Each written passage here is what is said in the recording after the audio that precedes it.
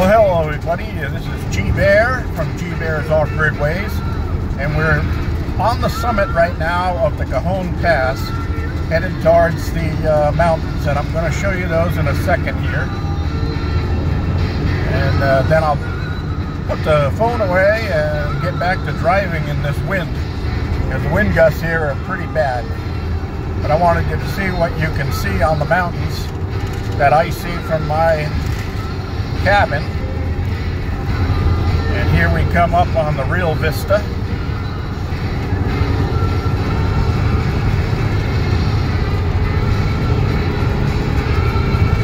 And there you go.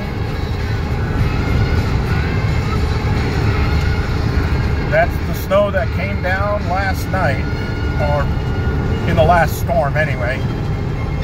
That's all for now. GBear signing off.